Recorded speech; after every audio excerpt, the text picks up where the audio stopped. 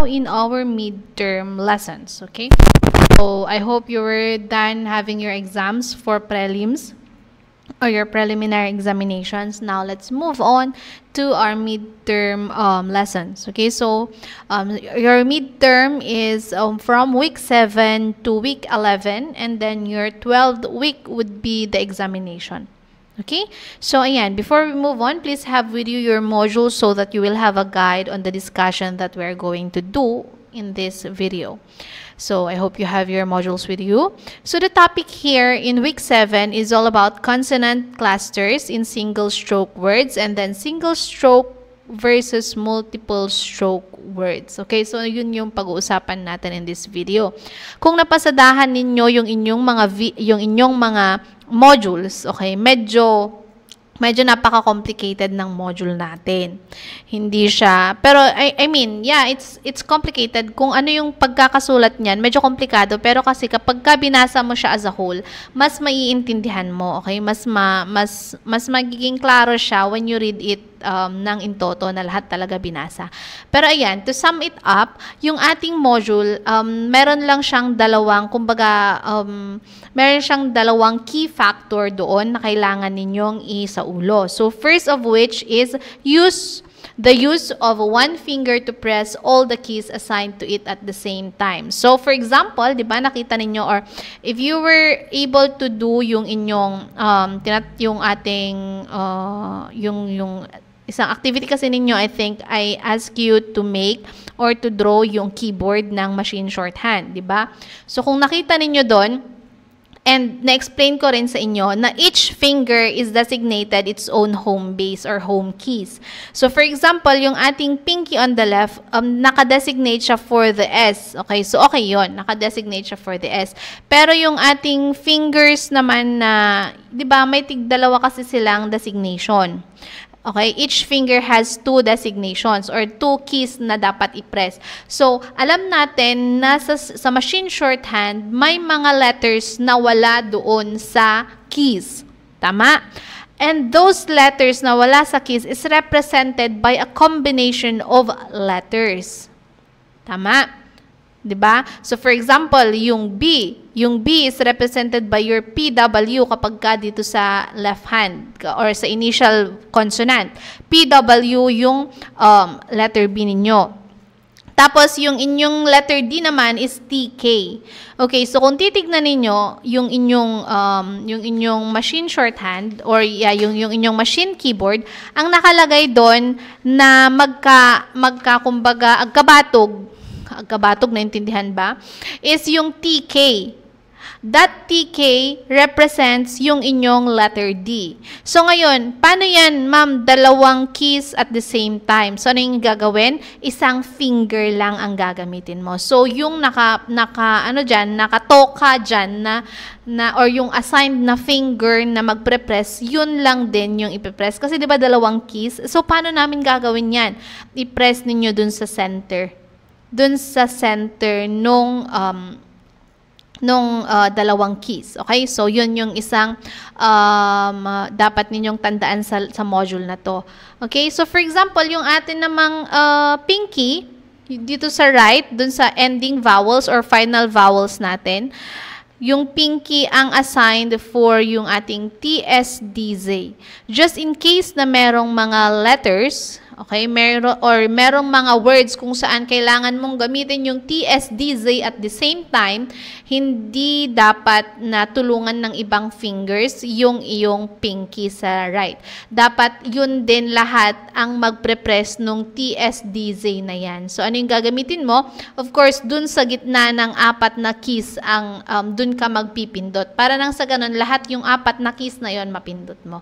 Okay? So, that's the technique. Next, we also have using of F as a substitution for letter S. So, nasan yon? So, kung dun sa module ninyo, kung titignan ninyo dyan, sa 1, 2, 3, 4. Sa 4th paragraph ng first page, ang sabi dyan, another stroke that you must consider when using the machine steno is the use of the letter F on the right side of the keyboard. or letter S on the right side, or yung ating mga final consonants. In addition to being used for F and V sounds, the F key was also sometimes used for the S sound. There's always an S key on the right half of the keyboard. Why would we need another on that half as well? With a grasp of steno order, it's easy to explain. The S key on the right side of the keyboard is very far to the right, near the end of the steno order. So, yung S key dun sa ating keyboard is only intended for those letters or for those words kung saan nag-e-end siya ng letter S. Okay, so yun yung gamit nung S natin dyan. So, ngayon, ang example, kung titignan ninyo sa next page, we have trust. Okay, so nakita ninyo si trust. Yung trust dyan, before the last letter ng word, nagkaroon siya ng S. The same is true with rasp, and with same is true with tassel. So, ano yung gagawin mo ngayon? Hindi mo pwede, di ba? Meron nga tayong steno order. Kung babalikan ninyo yung inyong week 3, before I move on, please, a reminder ha, always have your week 3 module with you kasi nandun yung foundation natin dito sa ating ginagawa na shorthand, machine shorthand, okay? Dun sa week 3 kasi, nandun yung tinatawag natin na steno order, and of course, nandun yung mga equivalent na letters dun sa machine shorthand keyboard, okay? So, ayan. Kung wala sa inyo yung inyong week 3, please go get it. Huwag po ninyong walain kasi kailangan ninyo yon. Okay? So, ano yung sinasabi natin na steno order? Di ba yung steno order is where yung mga letters hindi mo sila pwedeng pagbalik-baliktarin. Kung nasaan sila, dun sila. So, yung letter S na dun sa keyboard, kung nasa inyo yung week 3 ninyo, makikita ninyo dun sa second or the third page, nandun yung tinatawag natin na steno order. So, makikita ninyo na dun sa steno order, letter T, dito sa right has a final consonant. Letter T comes before letter S. So, ngayon, paano mo isusulat yung trust na, or yung trust na yon? Diba? Eh, hindi nga pwedeng pagbaligtarin mo na mauna si S bago si T. So, in-explain din dyan sa inyong module na ngayon, ang gagamitin ninyo is yung letter F. Okay? So, yun yung isang gamit ng letter F. It can be used as letter S substitute. Okay? So, ayan, medyo napalayo na tayo. Hindi ko pa pala na-explain sa inyo kung ano yung tinatawag nilang consonant cluster. So, ang consonant cluster is yung may 2 or 3 consonants na magkakatabi in a single syllable. So, for example, Scrabble, yung skra, diba? SKR na yon agad-agad, diba? SKR. So, those are consonant clusters na tinatawag. Nagkakaroon ka ng 2 or higit pa na mga consonants within a word. So, that is what you call consonant clusters. Okay, so, ayan, like Scrabble dito, diba, napakita. And then course, you have course. Course, meron tayong R and S doon. Okay, so that is what you call the cluster. So now, let's move on to yung tinatawag natin na single stroke versus multiple stroke words. Okay, so kung titignan kasi ninyo sa machine shorthand, siguro naman na ano na ninyo with all the activities and with all, of course, the exam, nasa machine shorthand, kumbaga single strokes lang kasi ang pwede. Yun yung theory nila. May mga theory kasi na ganun. Pero, hindi naman yun, hindi lang yun. Okay. So, ang ibig ko sabihin is, for example, yung Scrabble. Scra can be written, sige, wag yung Scrabble kasi 2 lang. Attendance or, hindi. Saglit. Ano yung sinulat nila dito? Rambunctious. Okay, so let's try rambunctious. Though I haven't tried writing this yet in shorthand or machine shorthand, pero try natin yung ram, 'di ba? Or kung i-divide natin into syllables yan, first you're going to write ram, and then bank, and then shoes. So, ganun yung pagsulat ng multiple stroke words sa machine shorthand. So, for example, di ba, yung Scrabble kanina, okay lang yung Scrabble kahit na, di ba, scra and ball, dalawang syllable yon. Or, let's say, 3 syllables kasi meron yung is, and then meron yung cra, and then meron yung ball. So, that's 3 syllables. Pero kasi kaya yan na i-stroke kasi nga, basing on the steno order, pwede mong i-stroke yan as one stroke. Kaya yan. Kaya nga nagkakaroon ng speed when it comes to tawag dito, when it comes to typing using machine shorthand kasi yun, they try to fit in kahit na ilang syllables into one stroke. That is how they do it. So yung Scrabble pwede, but then yun nga yung sinabi ko, there are instances wherein basing on the steno order, hindi mo pwedeng pagsabay-sabayin yung mga letters na yan to stroke kasi nga meron tayong tinatawag na steno order. So, for example, is yung rambunctious nga na sinasabi ko kanina. So, yung rambunctious is 3-syllable words. So, ngayon, paano mo siya ita-type in dun sa machine shorthand? So, syempre, uunahin mo yung ram and then yung bank and then yung shoes. So, that is how they, tapos, itong si machine shorthand na, siya na yung magtra-translate nung tinype mo. Okay? Siya na yung magtra-translate nung tinype mo na words na yon. So, that is how you do what we call the multiple stroke words by syllable. Kung hindi possible na i-fit in mo siya into one stroke, you can use yung by-syllable na technique. Okay? So, pero ayan, ang sabi nga dito, there is a dictionary. I will try to ask the person that I've contact here kung pwedeng i-share din niya yung dictionary kasi meron silang dictionary eh. And then let's try to look at it. Tignan natin yung mga strokes ng mga words. But then sinabi nga dito, Plover and all steno theories solve the question of multiple words in a very elegant way. As long as you follow the rules for constructing single strokes, you can and should divide a longer word into a series of strokes that feels most natural and intuitive to you. Okay, so using a machine shorthand is also an art. Kung saan ka masaya, kung ano yung mas naiintindihan mo, then yun yung gamitin mo. The recommended and correct approach is to create a new dictionary entry with your preferred set of strokes rather than try to memorize any of the existing entries for that word. Bakit? Kasi po, dito sa Plover, meron silang dictionary, di ba? Sinasabi ko nga, if you're going to install, kasi ang ginagamit natin is yung demo, right? Dun sa web. Kasi mas, kumbaga, mas accessible. Mas accessible yon. Comparing kasi pag dinownload mo si Plover, marami pa kasi siyang ibang softwares na kailangan kalakip dun sa pag-install mo ng Plover. Hindi lang yung pag sinabi mong Plover, install mo si Plover, okay na. Hindi. Meron pa rin siyang mga sub-applications or sub-software na kailangan nakasali dun sa laptop mo. And of course, kailangan mo din dun ng keyboard. Okay? Pero yun nga, as I've said, wala tayong ganon. So, we are trying to make do of what we have. So, ayun.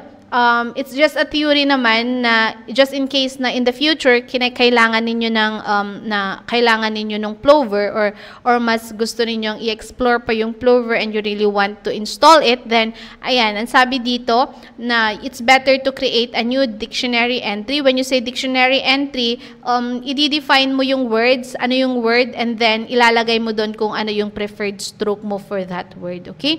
So that is how they treat yung ating multiple stroke words. Kung hindi kaya in one stroke, then you divide it by syllables. Okay? So, ayan, I think I was able to tackle all the lessons that is, or all the things that we need to discuss in here. So, what we do now is to try yung mga examples na nandito. So, dun sa activity pala ninyo, nandyan, course, cover, hover, rubble, refer, rebel, rubbed, rubble, and straps, strapped. Okay, so you have to code, ang sabi doon, in a 1/2 lengthwise yellow paper, write the following machine stand equivalent of the following words. So, that that is for your activity 1. And then for your activity 2, using yung sinulat ninyo sa papel, i-type naman ninyo siya ngayon dun sa demo na website na sinend ko dun sa GC. Okay, I want to see both the yung output and then kung ano yung in-insert ninyo. So, screenshot na lang ninyo yung laptop na gamit ninyo. Screenshot na lang ninyo, and then yun na lang yung i-paste ninyo dun sa Messenger. Okay, yun na yung i-send niyo sa akin. Or kung hindi, if you prefer sending it via Google Classroom, then you do a print screen and you paste it on Word document. Dun sa Word, i-open niyo yung Word. Okay, so before kayo mag-open ng Word, i-print screen muna niyo yung screen niyo kung saan nandun nakapakita yung activity na ginawa ninyo, and then buksan ninyo yung Word, and then i-paste ninyo doon. I-paste ninyo doon yung nag-print screen kayo, okay? So, i-paste ninyo doon, and then i-save ninyo, and then that document will be what you're going to send doon sa inyong Google Classroom. Or baka pwede rin naman na i-paste na lang ninyo sa Google Classroom din yung print screen. Kasi, I think, ang nire-require ko doon is to picture yung result, okay? So, or kung hindi naman ninyo kayang gano'n, di picturean na lang ninyo using your phones yung screen ninyo. Tama? So, lahat ng possible way wherein you can show me yung activity na ginawa ninyo, yun gawin ninyo. Kung ano yung pinaka-easiest sa inyo, as long as it's visible, as long as it's understandable, nakikita ko, klaro, yung picture ng activity ninyo sa web or dun sa site na yon, demo site na yon, then it would be fine. Okay? So, ayan. Now, as I've said a while ago, let's try doing this. For example, yung ating, ano yung word doon? Trust. Let's try trust. So, we have T. T, nasa na yung T? Saglit lang, ha? We have T. Ayaw. Okay, we have T, and then we have R, and then we have U, and then we have F, and then we have T. Trust. Okay, so lumabas yung trust, tama, di ba? Next, we have rasp. So we have R, we have A, we have F, and then we have P. Rasp. Okay, so ayan, next is tassel. We have T. Oops, sorry. We have T, we have A, we have F, and then we have L. Tassel. Okay? So now, next we have dun sa, ano naman, trouble. Trouble. So we have T, we have R, and then we have U, and then we have B. Oops, sorry. We have T, we have R, we have U, then we have B, and then we have L. Trouble. Okay, so that's it. I think that's it, everyone. Thank you for listening. I hope you are enjoying this. Alam ko mahirap. Ako din medyo nahihirapan din ako sa pag-aaral. As I've said, hindi ko to pinag-aralan when I'm in undergrad, pero I'm trying. I'm really trying to learn this for you guys. Joke. So I hope you're also trying to learn it with me. Okay? So if you have any question, any clarification, ayan, or kung meron kayong correction dun sa mga aking tinuturo na na-research ninyo or what, discuss it with me, okay? Feel free to message me via Messenger, or kung nahihiya kayo sa GC, sa Messenger, PM na lang ninyo ako. And one thing more is that kung dun sa mga estudyante ko na walang laptop na nandito, pwede kayong pumunta ng school Thursdays and Fridays, and the laboratory is open for you to use. Okay? So all you have to do is come here or message me first before coming, of course, so that I will be able to entertain you. And then, ayan, you can use the laboratory for the activities. Okay, so ayan, that's it, everyone. Thank you for listening.